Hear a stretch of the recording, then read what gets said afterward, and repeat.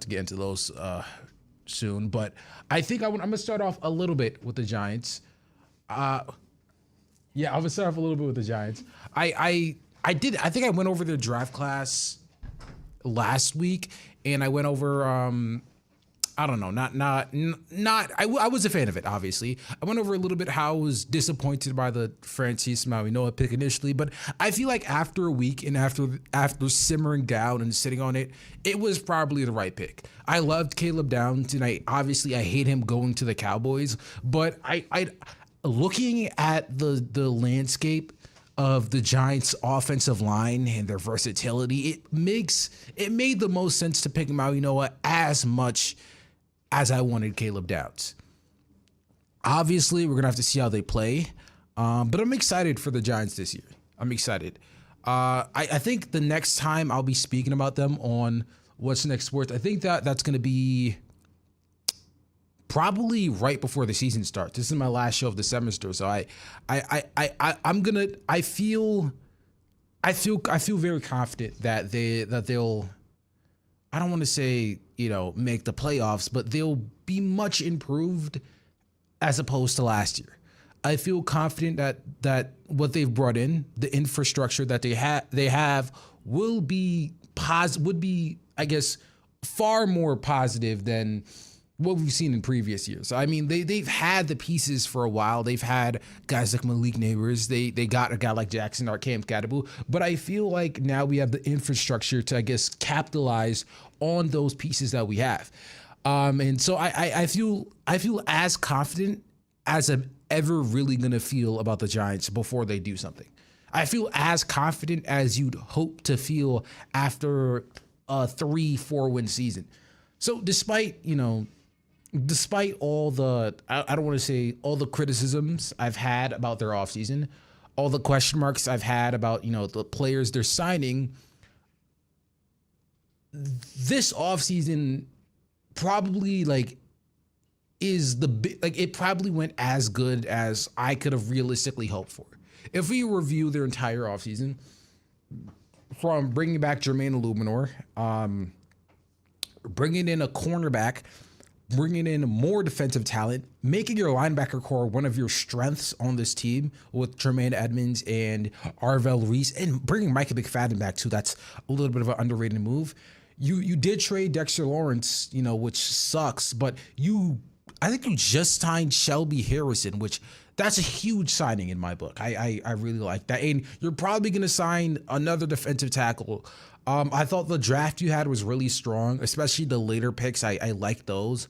You brought in sufficient receiver help and sufficient pass catching help in the likes of Isaiah Likely and, Darnell Mooney Malka. I think, obviously, I had expectations. Obviously, I had, different wants and needs, but as in terms of what's realistic, for this for this Giants team, I think you did as good as you'd hope for, That being said, though, I'm aware this team isn't perfect. I'm aware that there's question marks, especially in the secondary, that your defensive tackle room is, even with the signing of Shelby Harris and drafting some of your guys, the defensive tackle room is lacking a little bit. And you've kind of you kind of put duct tape over a gunshot wound with the signings and the late round draft picks that you've made. I still feel comfortable enough in this roster that I'm hoping, or I'm looking for, a very positive season. I think that's the last thing I'm going to say about the Giants. I feel as comfortable as I'm gonna feel coming off of a 4-win season, and I'm very hopeful for what they have next. As for the Jets, I'm touching on them a little bit. The Jets are kind of in a similar situation as the Giants were the year before drafting Jackson Dart. They're in quarterback purgatory, meaning they want to start a rebuild, and they're in movement to starting a rebuild, but they don't have the quarterback yet. So with signing Geno Smith, I assume, or I hope, and I think the Jets kind of know that this is the year that they're going to try to get in position to get their future quarterback before building this team. I will say, I will say though, the Jets have built one of the best infrastructures in the league in terms of surrounding the quarterback with talent. They don't have the quarterback now, as you know, with Geno Smith being slated as a starter, and I guess your next best option is Cade Klubnik, the 4th-round rookie. But when they get, and hopefully, you know, it happens soon, when they get that quarterback of the future, he is in one of the best situations you could possibly have as a one of those franchise players. It's remarkable. Look at this roster top to bottom. I think I mentioned this earlier, but you have one of the better young receiving cores in the league. Garrett Wilson, top 15 receiver. Adonai Mitchell flashed a lot last year. Omar Cooper Jr., a perfect slot. Kenyon Sadiq, an athletic receiving tight end. Mason Taylor, a second year guy who played pretty well, all things considered, his rookie season. 2 franchise tackles in Armand Membu and Olu Fashanu. Joe Tippmann on the interior, very good too. The other interior linemen may need some work, but I don't know how many teams, I guess, rookie quarterbacks that get drafted by a top end team, how many of them are coming into a roster with 2 bookend tackles, 3 very good young wide receivers, other good pass catching options, and a top 10 running back. That's ridiculous in terms of talent. And they have 3 first-round picks next year. It's getting $150 million in free agency. That's kind of insane, the building blocks the Jets have. So, you know, of course, the outlook isn't great with Geno Smith starting at quarterback, obviously. But still, if they suck this year, they're like putting themselves in a position to have a very good team. Is that with Aaron Glenn? I have no idea, but I hope it's with Darren Moogie because he's really built a fantastic infrastructure on this roster. So yeah, those are my thoughts on the New York teams. Giants, I'm hoping for some big steps next year. Jets, not so much. I'm not expecting things from them. If it happens, I don't know how I'd feel, but I think both teams have made very impressive strides in terms of going forward with what would be best for their team. The Jets, they might not have the wins this year, but they're prepping for that quarterback. And the Giants, they have the quarterback and they're prepping for the wins. I don't know if I have, official predictions for like their record, but I'd hope the Giants get around 7 to 8 wins as a floor, and the Jets, I don't really know what I want for the Jets. Because here's the thing, if the Jets get 9 wins, that's cool, but you don't get the quarterback.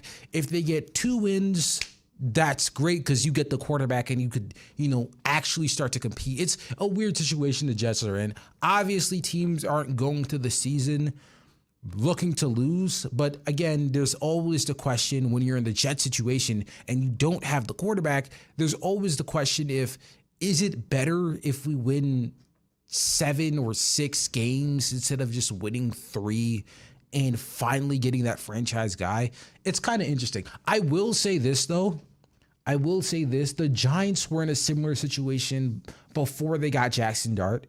They won that game against the Colts, and that pushed them out of Cam Ward range. They ended up getting a quarterback who just might be better than Cam Ward. So I will say that the NFL isn't always as linear as you think. What you might win a game late in the season, and you may think that screws you out of a quarterback, but you might end up getting something better. So you never know. It's hard to map out these situations. I hope the Jets just go out there and win, and I think they'll win more than they did last season because this team is very improved. That being said, though, I've talked too much about football because the NBA playoffs are coming up and we have to talk about them. The Knicks are rolling. They have a game tonight against the 76ers, obviously. But I'm gonna, go back and kind of talk about their 4-2 series win and the historic win they had over the Hawks last game. I like the way the Knicks look. I was very tentative to, really, I guess, hop on the Knicks train last week. Earlier in the season, there was a stretch where they were, I guess, playing very close to really bad teams. There was a stretch where they were losing to like play-in teams where they did not look good at all. And I was very concerned about their ability heading into the playoffs. And I was a little scared of this. I don't want to say scared, but I was a little scared of this Magic team prior to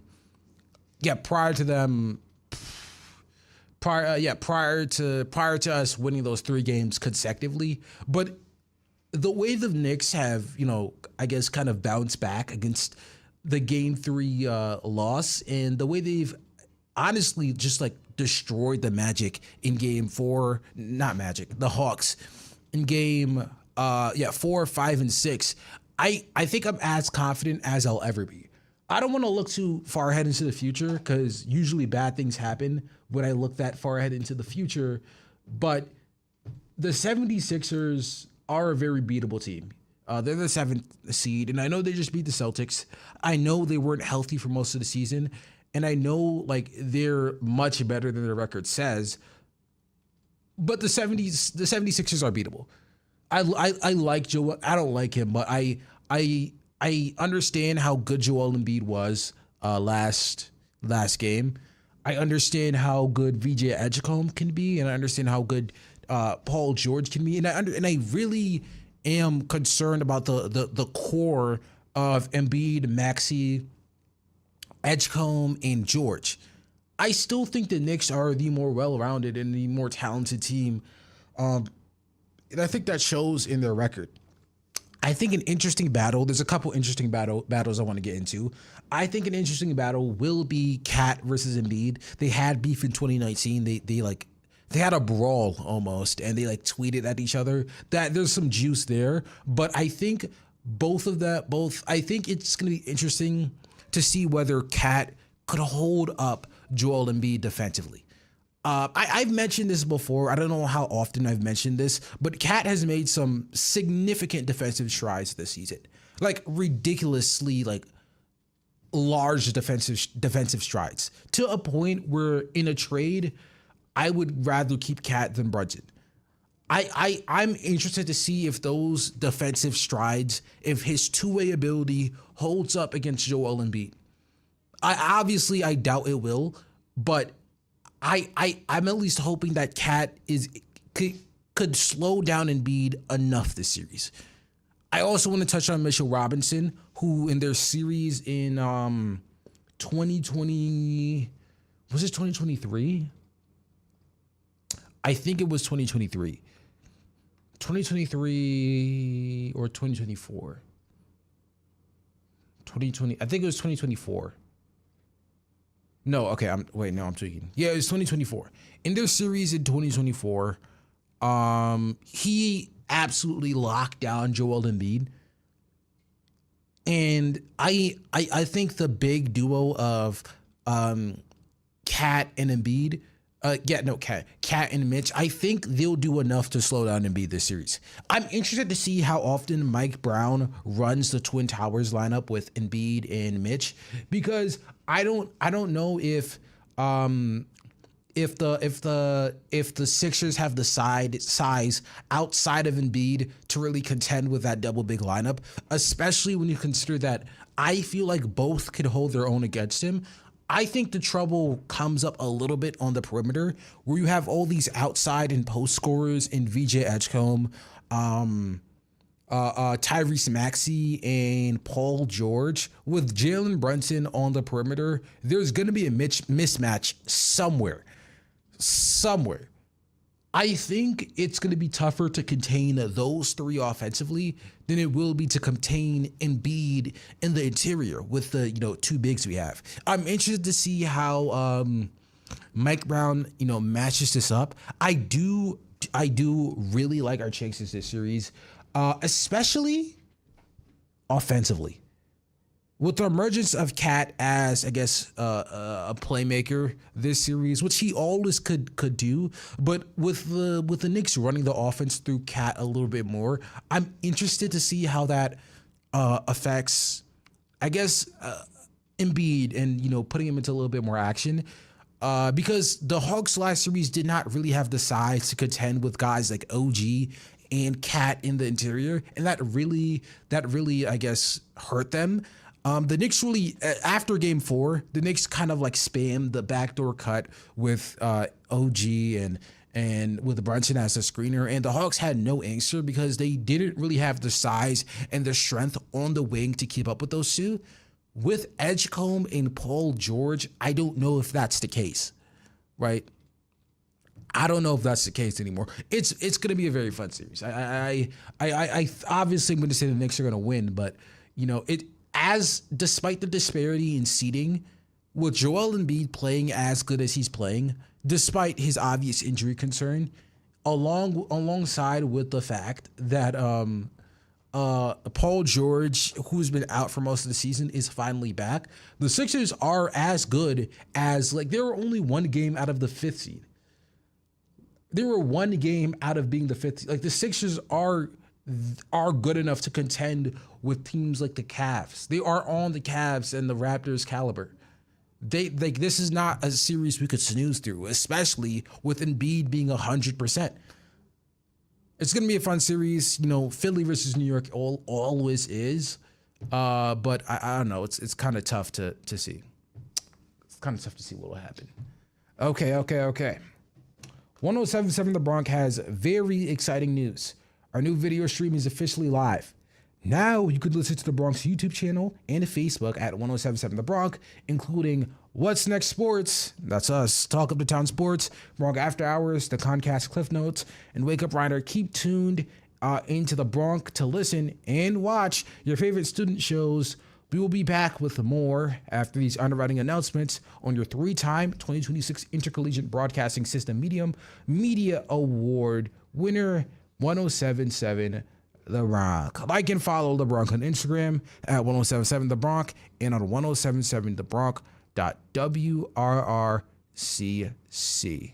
Man, I love Cinco de Mayo, but it just passed. What am I gonna do? Hey, you. Who, me? Yeah, you.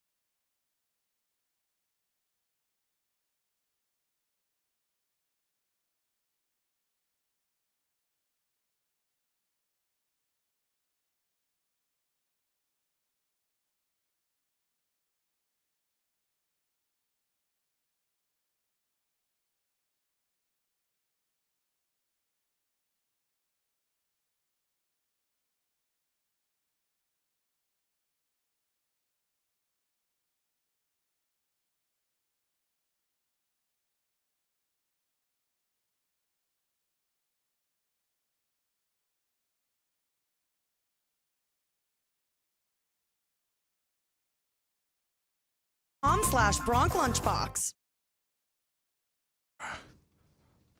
With over 750,000 views in the last 90 days, our social media is popping. Be a part of the trend.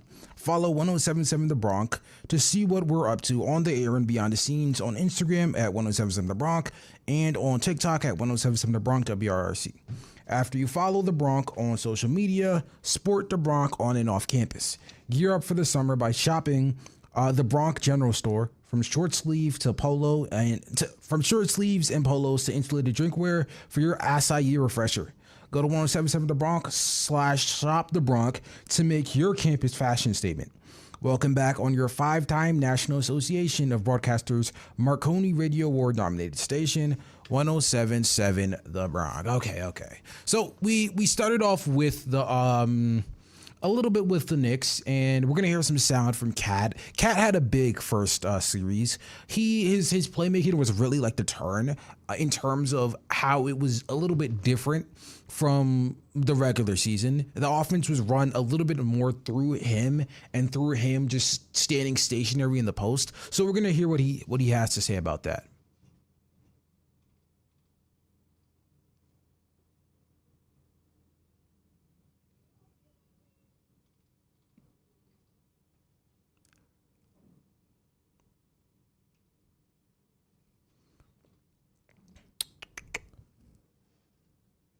All right.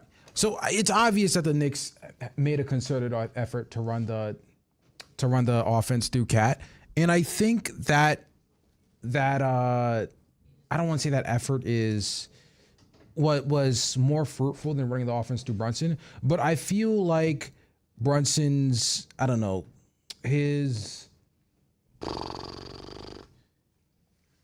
feel like Brunson's tendency to hold on to the ball too long, and his tendency to dribble the ball out of the clock, take bad shots, and kind of be smothered by longer and lengthier players. I think that kind of stagnated the offense in the regular season, and the switch to Cat allowed more flexibility, especially with his height, to see cutting players and to play make out of the post. But I will say this, Brunson, I don't think he's going anywhere, right? I don't think his imprint on the Knicks offense is really a detriment, because we saw it in the first round, the last few games of the first round. In a down series, he averaged a little bit over 27 points, with 7 assists, and with 40, 47, 41, and 80 splits. That's a really good series for most players and for most smaller point guards. And it was a little bit of a down series in comparative to his other playoff series. And the Knicks still, the point differential for the Knicks, despite it being a 6-game series, it was still near 100, over 100. So I don't think the problem is Brunson. I feel like Brunson will show up when he needs to show up. I just think this added element of Cat and his playmaking ability is what will give the Knicks more longevity in terms of their playoff runs. We saw it a little bit last year, and we saw it the year before that. We saw how, as they got deeper and deeper into the playoffs and the defenses got tighter and people got a little bit more physical on Brunson, that one-dimensional Brunson has the ball in his hand. He takes a screen from OG and then he tries to find a shot inside the arc. That offense stalled out a little bit more. And I think what Cat brings to the table, not just as a scorer, not just as a pick and pop player, not just as a cutter, not just as, a 3-point shooter, but as a playmaker, alongside with the fact that his defense is improved enough to the point where he can stay on the court for an extended period of time but not be too much of a detriment. I think those elements of Cat that not only has he added, but he's always had, I think those will allow the Knicks to go a little bit further in the playoffs this time around. I'm not going to say much. I'm not going to jinx it. Every time for the past few seasons, as I felt a little bit more confident in the Knicks, it happened the year before where the Knicks faced the Pacers, and then the year before that when the Knicks faced the Pacers again. Every time I feel like a little bit confident, like I feel like, oh, the Knicks got this. They end up losing in heartbreaking fashion. So I'm not going to say the Knicks got this. I will say, though, that I feel comfortable facing the Sixers, even though they've been playing well. If we move on to the other matchups, we're gonna touch on those a little bit. We're gonna start in the Eastern Conference. There's 3 other matchups. The second game being played today is the Timberwolves and the Spurs. There's been news that Anthony Edwards is questionable today. I don't know if I buy that a lot. I feel like he's still like a game 3 type of guy, but it said that he wants to play and that he was, I think, warming up on the court. I don't see that as realistic that he plays today. Also, the Spurs have been, playing their butts off. With Wemby being there and with the depth they have, I obviously think that they're going to win this with Ant out. I think they got this in 5 probably. The Lakers, I don't even want to talk about this, bro. The Lakers and Thunder. What is going on with Luka, bro? He got injured against the Thunder how long ago? 5 weeks ago, over a month ago, and it was a grade 2 hamstring strain, so it wasn't like you're not walking it off. I'm not saying that he should be easily back, but and got like a bone bruise a week ago, and he's like talking about getting back. Luka took a trip to Spain, I think, and he came back, and there's still no word about him being back. I think Shams said that he's not close to being back. I think other reports, Brian Windhorst, said that he's not even playing like one-on-one. Other reports saying he's not even running. If he doesn't come back this series, then it's over. They're saying he's week to week. That's what they're saying. I think they play 3 games this week. Let me check. Game 2's on Thursday. Game 3's on Saturday. Yeah, they play 3 games this week. If he does not come back before game 3, then it's over. Maybe the Lakers could steal one. I'm not too confident in that.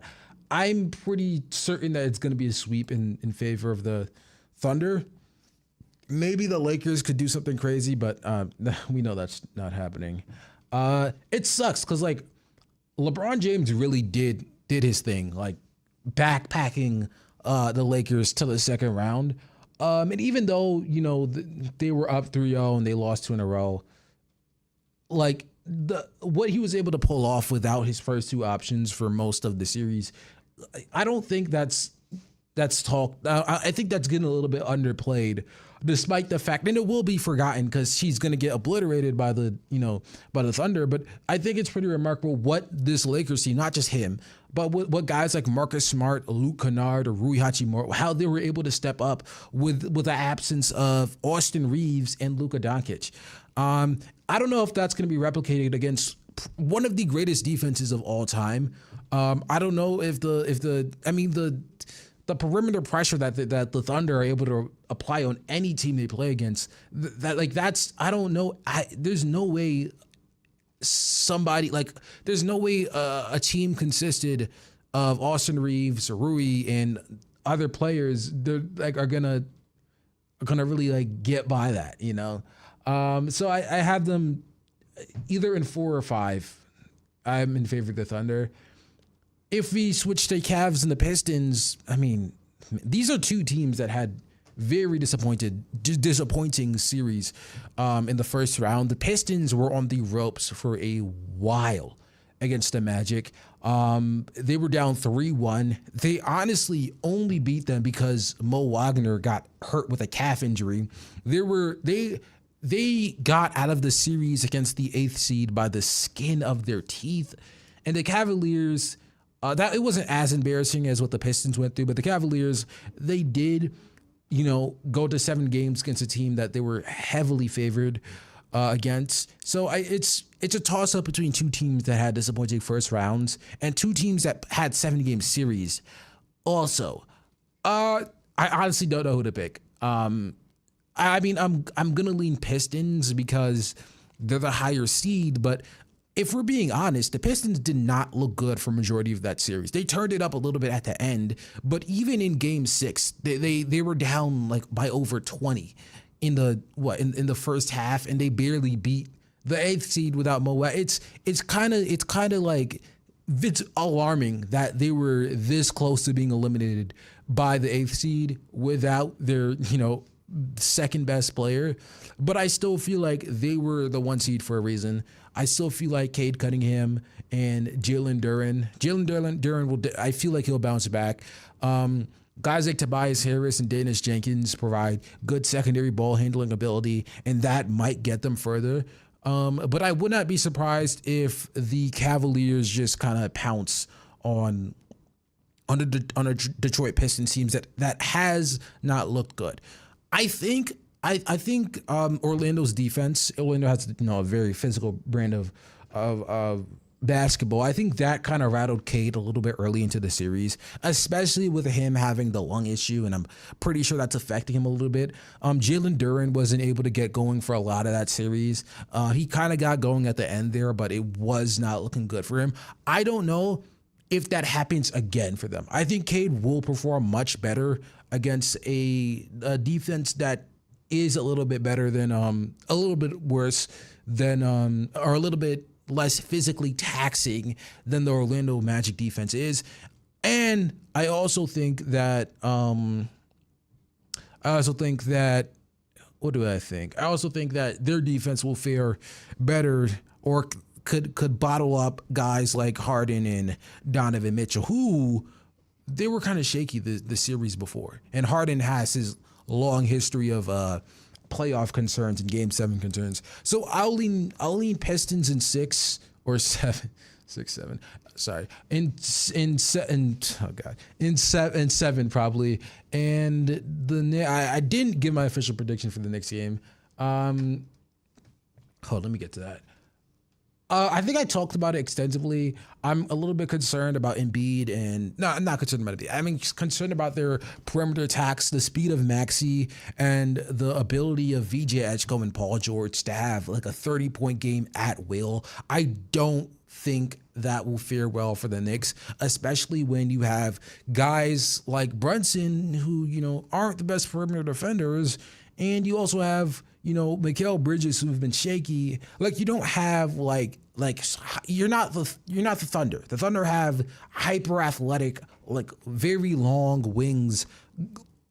They have 20 of them on their team. The Knicks, their best player is 6'2", not super athletic guard, and then you got other 6'2", not so athletic guards coming off the bench. I will say, Jose Alvarado and, Deuce McBride, they're very good, but I think that poses a concern against some guys who can dominate offensively off the perimeter. Not too concerned about Embiid, though. I say Knicks in 6, but I think that's my bias talking a little bit here. I think a lot of my questions will be answered in Game 1, depending on how the Knicks come out and how they, start things off. How they handle Maxey, especially. That's the biggest guy I'm looking to see how they handle. And how Mitch and how Cat especially fares against Embiid. Offensively, same thing. If OG Anunoby can continue his incredible offensive play, and if guys like Karl-Anthony Towns could continue his excellent playmaking, if Jalen Brunson could find success against Kelly Oubre. I mentioned in that 2024 series, he was, they stuck Kelly Oubre on him religiously, and he struggled a little bit against him. But by the end of the series, he was averaging 40 points. So I'm interested to see if that adjustment is instant. Because again, if you look at, I think I can remember them. If you look at the first 2 games of that series, he had 22 points, and in the second game he had 24 points, and he was super inefficient, and he was shooting 9 for 24, and he was not hitting his shots. And then in games 3, 4, 5, and 6, he had 41, 39, 49, and high 30 something. Like I'm interested to see if that adjustment is made instantly or if it's a little bit more of a feel it out thing like he usually does in the playoffs. I will say this though. I will say this. If the Knicks win tonight, I don't really, I don't really see a scenario where they lose this series in general. If the Knicks win this series, let me say that, I feel more comfortable against the Pistons or Cavs than I would have before the playoffs started. The Cavs, we all know how bad the Pistons played in the first round. Yeah, in the first round, I spoke about it, and I was the most concerned about, I guess, we were losing by them. We were losing to them every single game by 30 points in the regular season. We were 0-4 against them. With how poorly they played against the Magic, I feel like if we catch them in the next round, if we make it to the next round, obviously, and we face them, I feel more comfortable than I did, before seeing that. And if we face the Cavs too, I mean, the Cavs are a beatable team, obviously. I think we're 3-1 or 2-2 against them this year. Yeah, I feel comfortable facing the Cavs or the Pistons. But we have to be the 76ers first. That's the main objective. If we don't, then I don't know. It's probably going to be, firing Mike Brown, getting rid of Brunson, all that. So yeah, my official predictions are Knicks in 6, Pistons in 6. Yeah, I'll do Pistons in 6. Spurs in 5 and not Lakers. OKC in 4. I'm really believe me, I want LeBron to pull some magic, pull a rabbit out of his hat like he did last round. I want that to happen as much as anybody else. I would be ecstatic if he manages to win 2 games against this Thunder team. I just don't see a situation when Luka is he's not even running. So there's no way that happens. But what if it does though? That's the thing. Okay. Actually, I'll go Pistons in 7. I have to cause some parity. So Knicks in 6, Pistons in 7, Spurs in 5. I'll give the Lakers 1 game. OKC in 5. Yeah. Those are my official predictions. I hope I'm wrong about the Lakers. I really hope I'm wrong about the Lakers, but I doubt I am. Last thing we're going to get into, this last overall segment, we're going to get into some baseball a little bit. I haven't talked about baseball a lot, obviously, because the draft and the playoffs were kind of overshadowing it. And this is kind of like the early parts of the season. Last time I talked about the Yankees, though, for an extensive period of time, it was early April, and it was during their really bad stretch of play where they were they lost 7 games in a row. They started off 8-1, and they were 9-9 over the next, they ended up 9-9 after the next 10 games. Now they are 23-11. They're the best team in the American League. The American League isn't that good, but they are the best team in the American League. And they're the 1 seed in the East, obviously. I mean, I try not to get fooled by very good runs by the Yankees, because usually they start off really hot and then they have a stretch in time where they look horrible. But I feel the most confident that I've ever felt about this team's early runs, right? I don't want to get ahead of myself. I don't want to, prescribe them as a World Series contender yet, like I usually do early in the season. But the Yankees are not close to their final form here. They're not close to 100%. They're not close to they're not close to having all the talent that they could possibly have. And they're clicking on all cylinders. 8-2 in their last 10. They've won, I think, every single series since that bad stretch. They have been red hot ever since that Angels series where they split the 2 games. split the 4 games.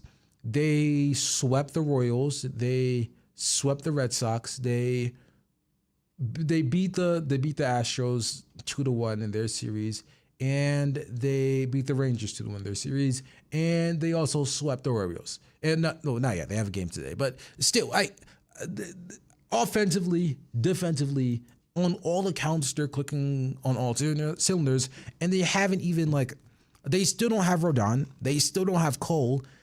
Giancarlo Stanton is out with an injury. This team is still playing like the best team in the American League without all of these players. Even without the 2 guys, Garrett Cole, who was their ace before he got injured, and who else? And Rodon, who is like a sub-3 ERA pitcher at his best. They still have the best rotation in the league. Cam Schlittler is a Cy Young candidate. Max Fried is another Cy Young candidate. They have 2 Cy Young candidates. Even Will Warren, who was supposed to be at their bottom of the rotation coming to the season, he has a 2.5 ERA. Ryan Weathers, who's their worst starting pitcher, he has a 3 ERA. Let me fact check that. I'm pretty sure he has a 3 ERA.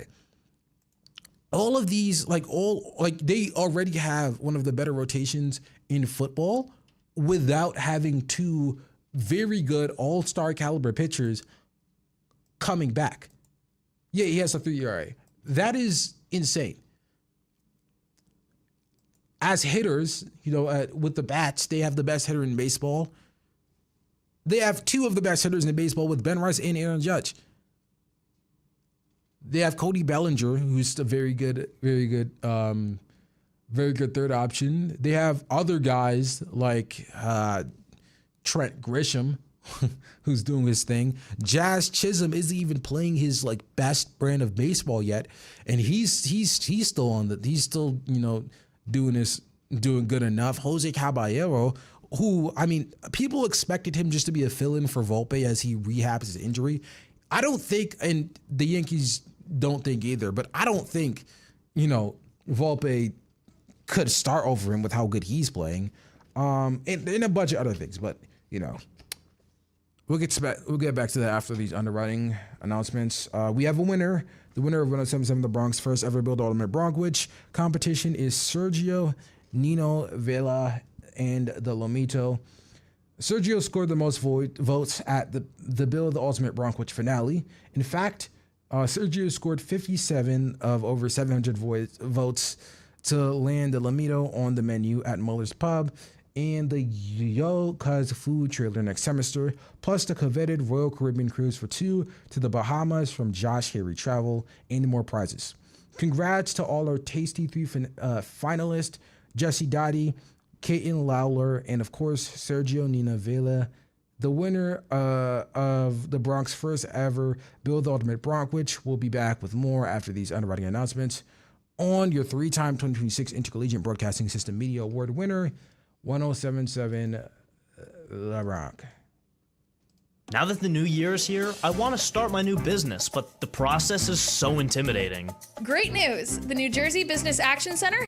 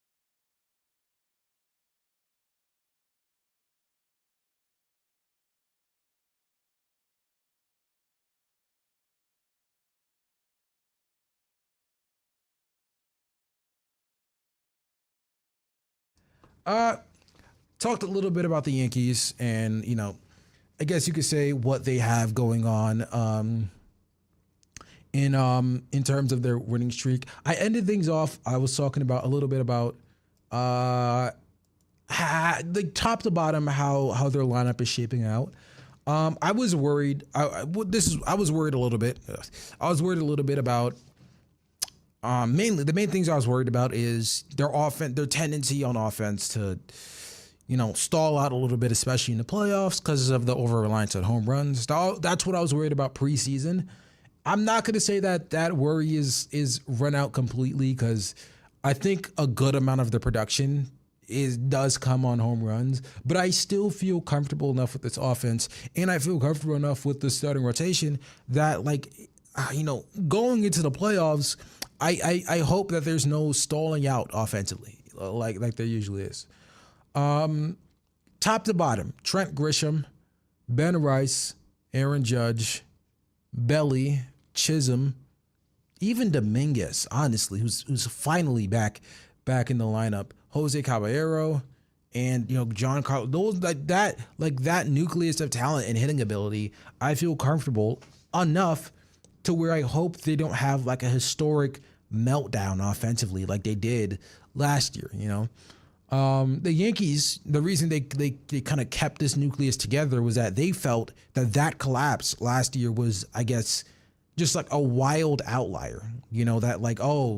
Everybody but Aaron Judge hit like 170. That there's no way that'll happen again. That's how they felt. And I'm not going to weigh in on if that's, valid or not. But, when most of your production comes with home runs in the playoffs and that gets a little bit tighter, there's a tendency for things to, stall out a little bit. I hope that doesn't happen again, though. And I feel comfortable with the emergence of Ben Rice, with the other great talent that they have, that it won't happen again. The pitching obviously is fantastic. It has been fantastic. It will be fantastic. It will be even better when we get the guys that we get back. I'm just hoping that this team can keep it together for a long stretches of time. Obviously, baseball is a long season and they're obviously going to have their dips and, climb ups again and hot stretches. But I don't want to head every year when you head into like May or June, there's always this long stretch of very poor play that the Yankees kind of fall into. We've seen it a little bit over the past couple of years where they start off really hot. They play incredible. They go like 50-20, and then there's like a month-long period where they play like the worst baseball ever, and they kind of like regress into the mean and end up at around 95 wins. I don't want that to happen this year, and I'm not saying I expect perfection the entire season. I just don't want them to bottom out like they're prone to doing, especially in recent history. I'm hoping for a little bit, a little bit better. A better stretch heading into the All-Star break. They already did have their really poor stretch early in the season after starting 8-1. I just don't want another one and another one and another one. Yeah. Overall though, I'm just hoping the Yankees, with how the how American League East is, and I know it's a long season, but with how they're looking, I mean, it looks really bad. Aside from the Rays, there's no like good team in the American League. The next best team outside of the Rays, obviously, they're like 18-17 or 18-16. I'm sorry, the Athletics, and it's a long season, and probably more teams will emerge. But I don't think anybody in the AL East could really contend with the Yankees in any kind of series at all. I don't think it's really a question. I'm just hoping that they kind of keep this level of play up. All right. That's all I have to say about the Yankees. Overall, if we look to like what all this time of year, draft just ended. Baseball season going on, NBA playoffs going on. It's as underrated as not underrated, as seemingly quiet as it is, it's a very hectic season because of just like, even though it's the NFL offseason and even though baseball hasn't kicked off yet, the draft and like the early season festivities of baseball like really liven this, I guess, April and like spring area up a lot, especially if you include the NHL playoffs and stuff. It's like one of the most like an underrated, I guess, months in sports because it's very crowded despite what you think, despite, you know, the obvious big, you know, like big events like the Super Bowl being All-Star break being over. But yeah, no. It's been a good, I guess, a month of sports. Interesting month of sports. I feel confident. I don't want to say confident, but I feel comfortable with where all of my teams are at. I feel comfortable with the Giants. Even though, you know, there's some things that I would have wanted to be better. I feel good about the Knicks. I feel great about the Yankees, and I feel as good as you're gonna feel about the Jets. So yeah. Yeah. Thank you for listening. Ooh. Stay tuned for more of the biggest hits and best variety on the Princeton's Reviews, number 18th college radio station, 3-time 2026 IBS Media Award winner, and 5-time NAB Marconi Radio Award nominee for College Radio Station of the Year, 107.7 The Bronx. Oh, wait. From the studios of Rider University, this is 107.7 The Bronx, WRRC-FM, Lawrenceville, New Jersey. We're officially ranked as the 18th best college radio station in the country by the Princeton Review. Yep, top 20, baby. And where we